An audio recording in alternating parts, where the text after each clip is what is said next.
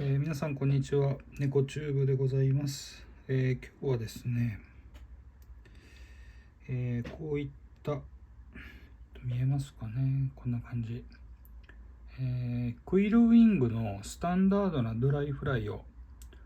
巻いてみたいと思います。こんな感じですね。はい。で、は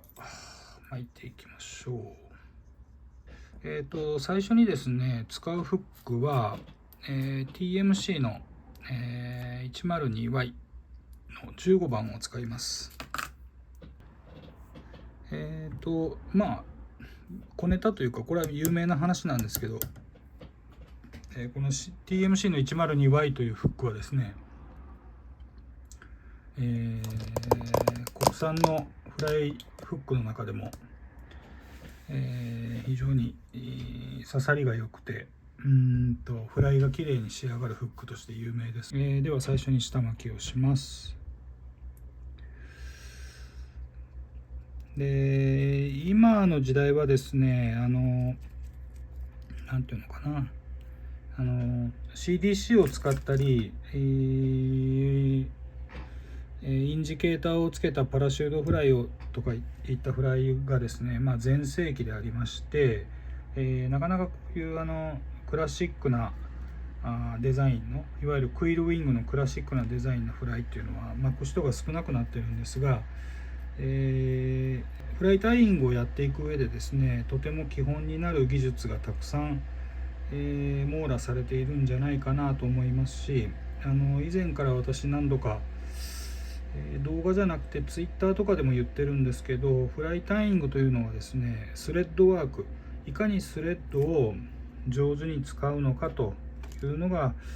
フライタイイングで大事なんじゃないのかなというふうに思ってまして、で折に触れてそのような話を、したりもしてきました。で、スタンダードなドライフライはやっぱりこう巻く時にですね、スレッドの使い方がとても重要になってくるので、フライタイイングの練習になるんではないかなと思います。最初にウィングを切り出しました。ウィングは、ダッククイールのオリーブを使います。別に何色でもいいと思います。私はこのオリーブボディで、グリズリーのハックルの色調に合うのはこの、オリーブのウィングかなと思って、これを使うことが多いです。別にこれに、限る必要はないと思います。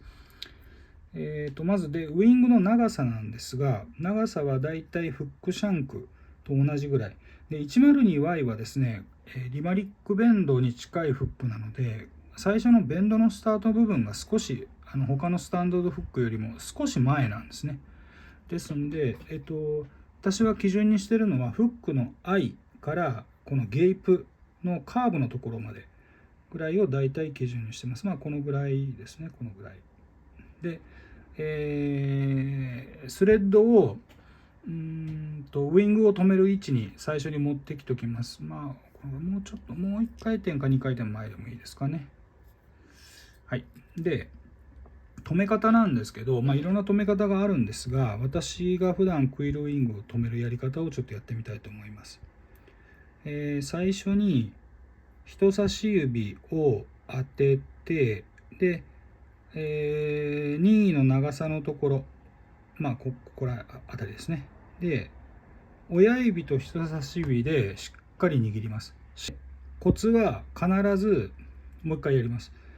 コツは必ず指でしっかりウイングを挟んで、シャンクの上に持ってきて、スレッドを指の間に滑り込ませて、で2回目でギュッと絞る。で離すとこんな感じになります。でここで1回転2回転、私の場合はこれ非常に細い10ゼロというスレッドを使ってますので、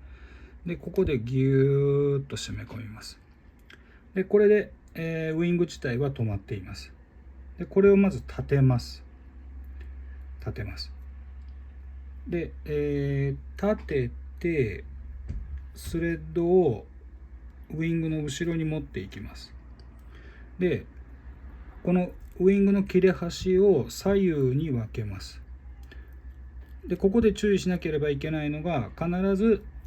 右のウイングの端は右側に、左のウイングの端は左側に、1本でも2本でもファイバーが逆方向に行かないように注意をしながら、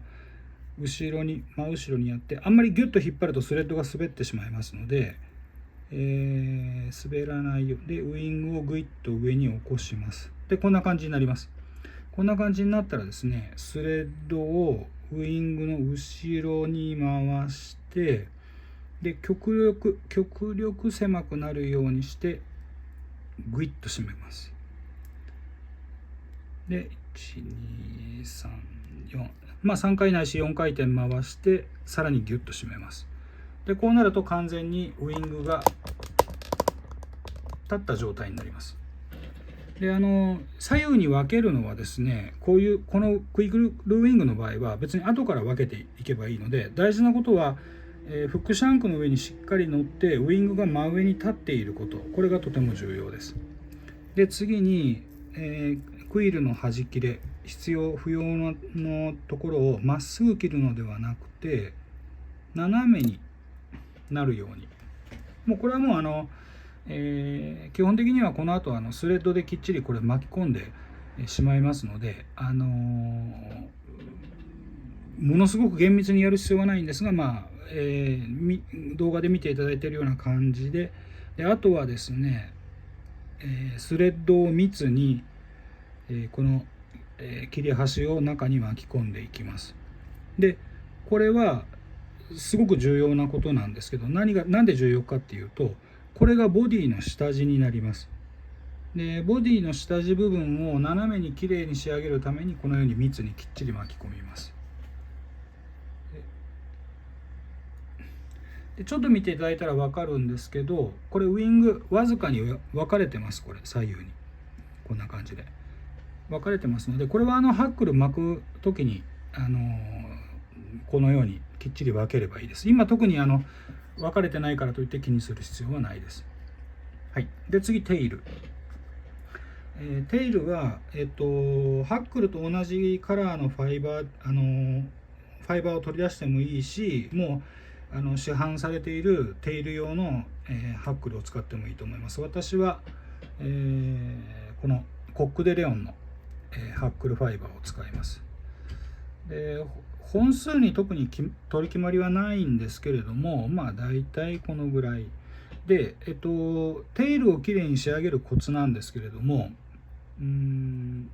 ハックルをですね指で挟みます。でくるくるくるくるっと回してみてください。でそうするとハックルがある程度、もう本当にごくわずかですが放射状に少し広がります。でこの状態にしておいてから、取り付けます。で、テイルの長さはボディよりもほんの少し1ミリか2ミリ長いぐらい。もうこれは気持ちといえば気持ちの問題です。で、最初に1回転で長さを決めて、このぐらいかなと思ったらですね、次、テイルをきれいに仕上げるコツなんですけど、このまま巻き込んでいってもいいんですが、少し全部一束を持って少し上に引っ張りながらシャンクに巻き留めます。でこうすることによってですね、ひとまとめになって、テイルがボディから出ていくようなイメージになります。で、この後最後持ち上げてスレッドを1回後ろに回してギュッと引っ張ります。でこれでフレアします、きれいに。であと上にボディの上から巻けばこれで押さえつけることができます。でハックルじゃない、ごめんなさい、テイルの余分を切り取ります。で次にボディです。私がよく使うのはこの、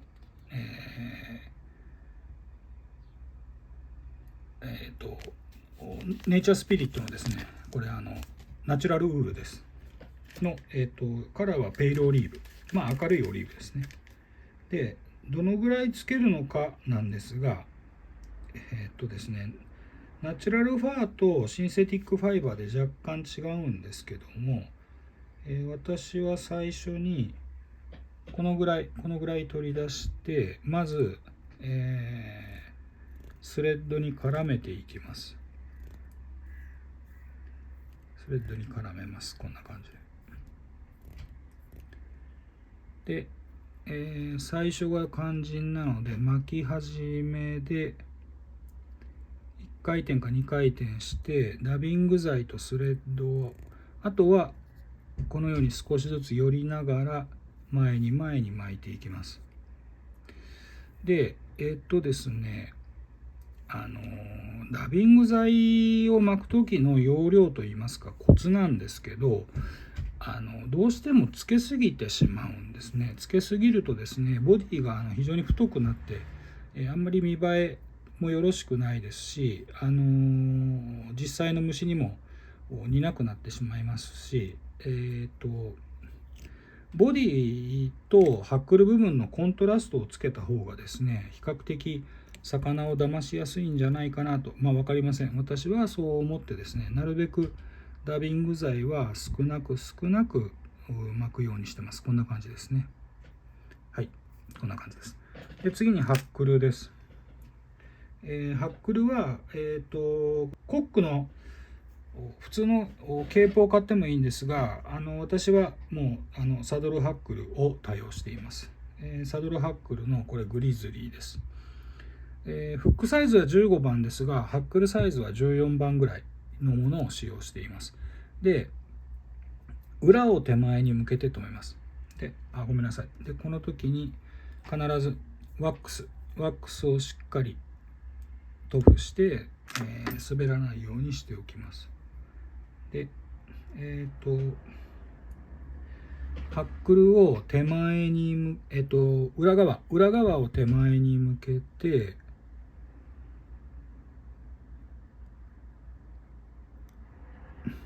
止めます。で、この時、ウイングが崩れたり、しないように注意をしながら、ハックルを前に持っていきます。もうアイのすぐ後ろまで持っていきます。で、ハックルはですね、一旦前にクイッと折って、でその後巻き始めます。で、裏側が前に向くように巻きます。これですね。で、多少ですね、ハックルがあちこち出てても、後で仕上げの時に切ればいいので、そこはあんまり気にしないでいいです。で、それよりも重要なのは、クイルウィングを巻き込まないように前に巻いていく。これがとっても重要です。で、ホワイティングのようなジェネティックハックル、いわゆるもうフライタイイングのために専用に育成された鳥っていうのは、ステム、いわゆるハックルの軸の部分ですね、それも細くできてますし、ハックルファイバーも非常に密に、もともとそういうふうに育てられてますので、私は基本的にサドルハックル1枚でそれを密に巻くことによってハックルを構成しています。こんな感じで、アイのすぐ後ろまで巻いたら一旦スレッドで仮止めをします。でもし太いなと感じたら、このようにスレッドを回していただいてちょっと細くしてもらったらいいかなと思います。で、余分なハックルをカットします。で、当然ヘッド周り見ていただいたらこんな感じでごちゃごちゃしてます。で、全てのハックルをウイングを壊さないように注意しながら後ろに持っていきます。そうするとアイの部分がこれだけ出てきます。で、ここにハックルを1、2、3、こんな感じで巻いていくと、前に飛び出ていたハックルを全部立てることができます。こんな感じですね。で、ヘッドというかこのアイの後ろの部分はそんなに大きく作る必要はありません。ウェットフライとかと違いますので、このままハーフヒッチで、仮止めをして、で、大丈夫かなというところを確認した上で、最後、ウィップフィニッシャーでまとめてもいいですし、もうハーフヒッチャーを 4,5 回繰り返して止めてもいいです。今3回止めました。で次、私がよくやるのは1、2、ハーフヒッチャーに2回回して止める。でもう1回1、2で止める。はい。でこれでですね、ヘッドセメントを塗布すればほぼほぼハックルがほどけて、しまってフライがバラバラになるようなことはありません。そこは大丈夫です。はい。で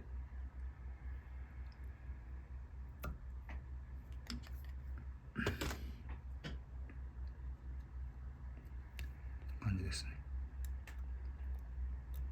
はい。で、この後ウィングですが、ウィングはフックシャンクの上にきっちり止まってれば、少々こう触ってもですね、崩れたりはしませんので、